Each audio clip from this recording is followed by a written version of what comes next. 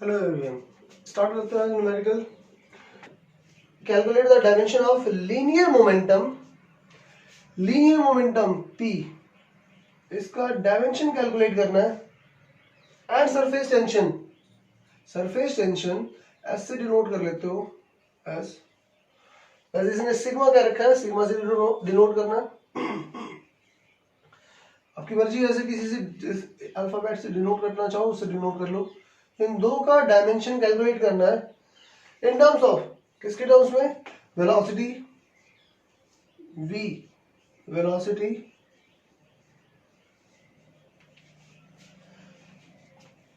Density rho, density and frequency. और new क्या आपके पास? फ्रीक्वेंसी. इन तीन की टर्म्स में कैलकुलेट करना है. तो पहले डेंसिटी की बात करता है, लीनियर मोमेंटम की बात करता है. लीनियर मोमेंटम जो किस किस पे डिपेंड कर रहा है? वेलोसिटी पे डिपेंड कर रहा है. तो v raised to power a, density raised to power b और frequency raised to power c. Proportion sign आएगा, उसे हटा के कांस्टेंट k पुट करोगे. तो क्या पहली इक्वेशन इसके लिए सॉल्व करोगे? सिमिलरली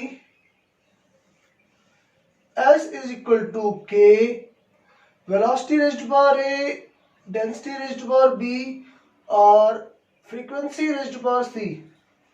a b c यहाँ अलग आंसर आएगा. a b और c पावर अलग है, फैक्टर अलग बनेंगे. इधर भी आंसर अलग बनेगा. तो पहले एक सॉल्व करते हैं, फिर सेकंड दूसरा अटेम्प्ट करेंगे बाद में. ठीक है. Left hand side is equal to right hand side. ये फॉर्मेट अप्लाई करोगे. डायमेंशनली ये इक्वेशन दोनों तरफ इक्वल होगी. ठीक है. तो इधर क्या आपके पास लेफ्ट हैंड साइड मोमेंटम. तो डायमेंशन ऑफ मोमेंटम की बात करो तो क्या मोमेंटम मास इनटू वेलोसिटी होगा? m into v. मास के लिए m और वेलोसिटी के लिए l, t raised to power -1. Left hand side ये बना. राइट हैंड साइड की बात करो, RHS क्या रखा? वेलोसिटी. तो l t raised to power -1. ये वेलोसिटी का डायमेंशन. रेज्ड टू पावर कितनी है? e. फिर क्या रखा? Density. Density mass upon volume.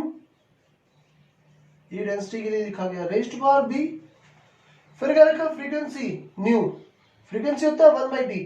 तो m raised to power 0, l raised to power 0, t raised to power -1 whole raised to power c. Clear है point? ठीक है.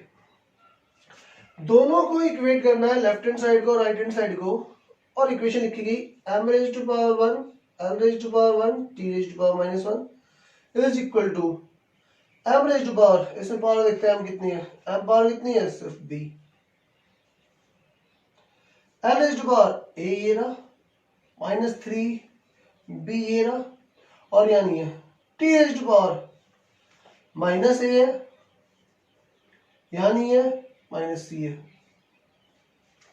ठीक है. अब अगर मैं कंपेयर करूं लेफ्ट हैंड साइड को राइट हैंड साइड की पावर्स के साथ, तो मेरे पास पहले देखो ये m कैलकुलेट कर लेता है. पावर ऑफ m, इधर पावर कितनी है? 1 और इधर पावर कितनी है? b. तो क्या एक आंसर आ गया. अब पावर ऑफ l कंपेयर करते हो, इधर कितनी है? 1.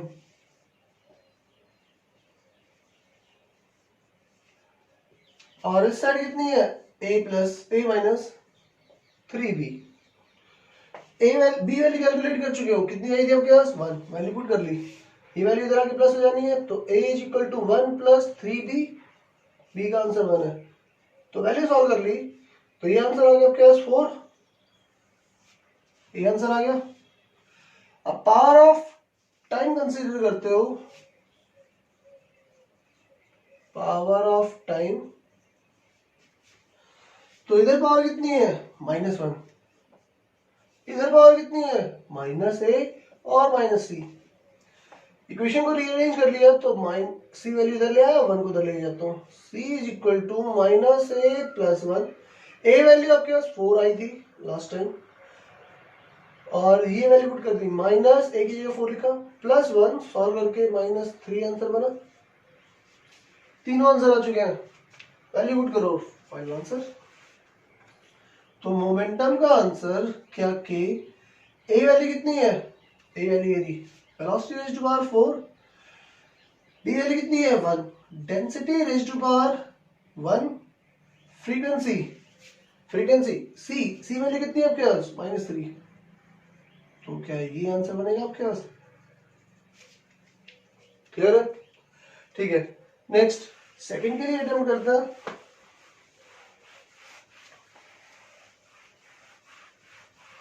क्या रखा है, सरफेस टेंशन और कैलकुलेट करो। सरफेस टेंशन जो डिपेंड करेगा, किस पे डिपेंड करेगा, velocity raise to power a, density raise to power b पे, डेंसिटी पे डिपेंडेंट है, और frequency raise to power c. Proportion sign को हटा के कांस्टेंट पुट कर दिया, v raise to power a, density raise to power b, और फ्रीक्वेंसी रेज़ टू पावर सी।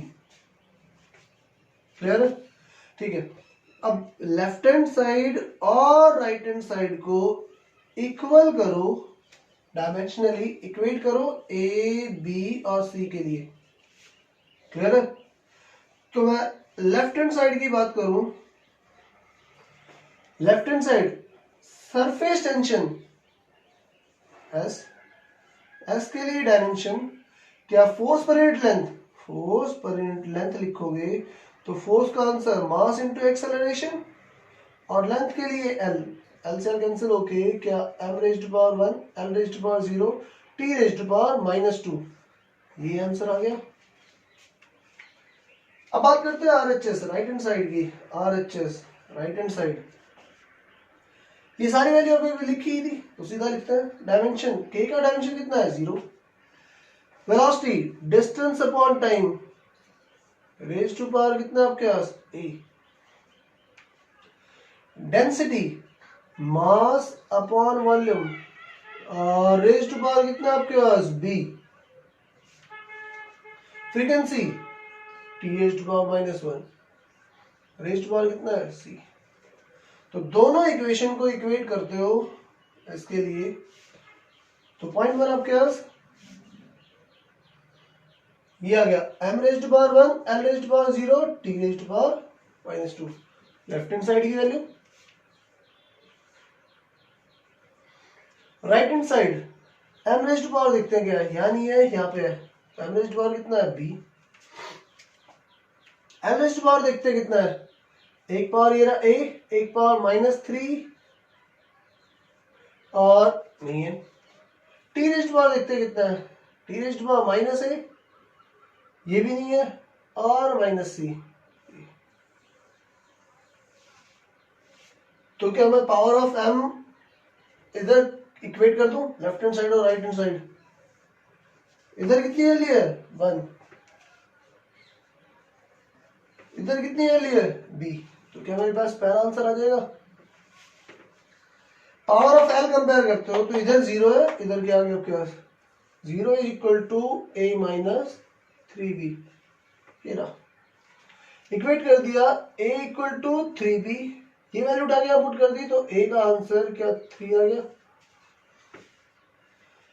अब इसके लिए सॉल्व करो, पावर ऑफ टाइम कंपेयर कर दिया, तो -2 is equal to -a -c, clear, a value आ चुकी है, उठा के पुट करनी है, c answer c is equal to -a, इधर आपके -2 प्लस हो जाना है, तो -3 + 2 सॉल्व करके -1 आंसर आ गया सी का, तीनों आंसर आ चुके हैं, क्या पुट करना है, तो surface tension is equal to k, velocity raise to power a value कितनी है 3, density raise to power b value कितनी है 1, और new frequency raise to power कितना है सी वैल्यू -1, ये फाइनल आंसर बना आपके पास। क्लियर है? ठीक है, देखो इस टाइप के क्वेश्चन के लिए आपको सिर्फ डायमेंशन फॉर्मूला याद होने चाहिए, पता होने चाहिए, फॉर्मूला लेफ्ट हैंड साइड और राइट हैंड साइड पुट करना है, इक्वेट करना है, जो वेरिएबल दे रखे हैं वो कैलकुलेट करके दे देना है। नेक्स्ट आइए क्वेश्चन सॉल्व करते हैं। नेक्स्ट क्वेश्चन ये क्या रखा है, the wavelength of a matter wave may be depend upon Planck's constant. Wavelength lambda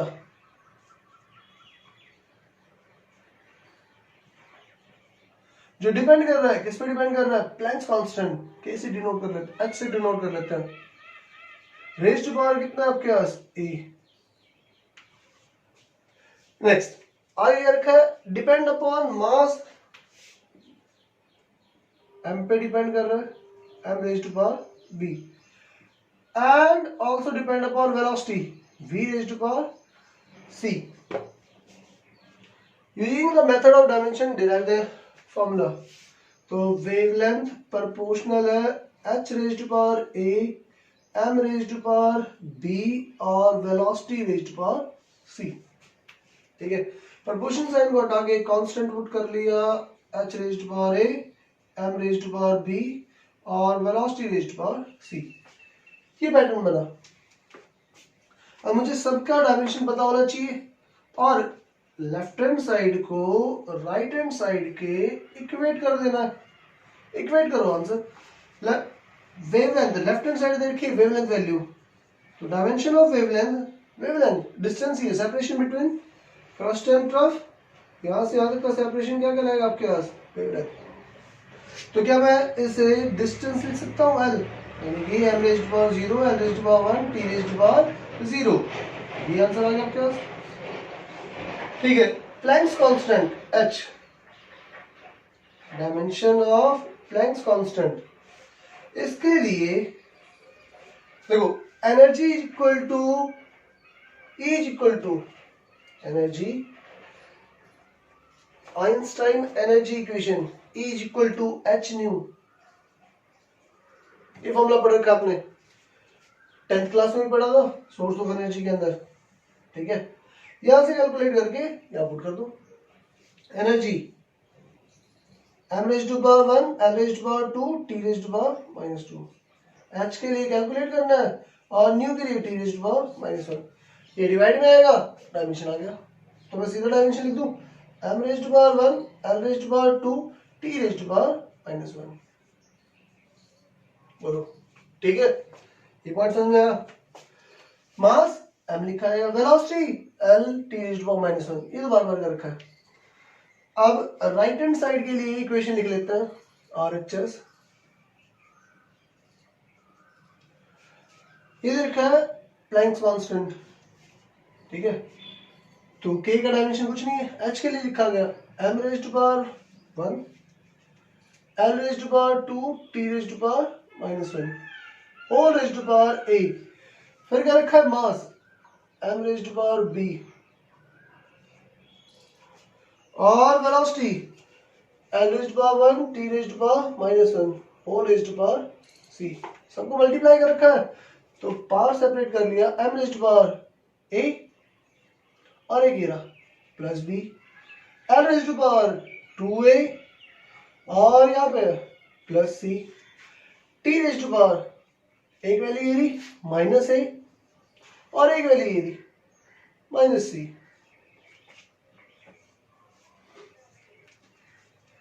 clear है? लेफ्ट हैंड साइड और राइट हैंड साइड दोनों को इक्वेट करना है। लेफ्ट हैंड साइड वैल्यू क्या आपके पास, m raise to power 0, l raise to power 1, t raise to power 0। इसे इक्वल कर दिया राइट हैंड साइड के, m raise to power a plus b, l raise to power 2a plus c, t raise to power -a minus c। ठीक है, ये calculation आ गई। अब equate करो और आंसर लिख लो। पावर ऑफ m कंपेयर करते हो, पावर ऑफ m, तो 0 is equal to a plus b, क्या ये लिखना ठीक है। तो इस पॉइंट पे a इक्वल टू -b आ गया। क्लियर है? पावर ऑफ l कंपेयर करते हैं, power of length 1 is equal to ये आंसर लिखा जाएगा 2a प्लस सी। क्लियर है? ये point. Last power of time लिखते हो तो 0 is equal to minus a minus c. तो यहां से सॉल्व करके क्या मेरे पास a is equal to minus c answer आ गया। इस वैल्यू को उठा के यहां पुट कर दो तो c का आंसर आ जाएगा। 1 is equal to minus a की जगह लिख दिया c, माइनस 2c प्लस सी। ये सॉल्व करके क्या c इज इक्वल टू -1 बना। c इक्वल टू -1 इधर पुट करते हो तो सॉल्व करके a is equal to minus into minus, क्या a इक्वल टू 1 आ गया।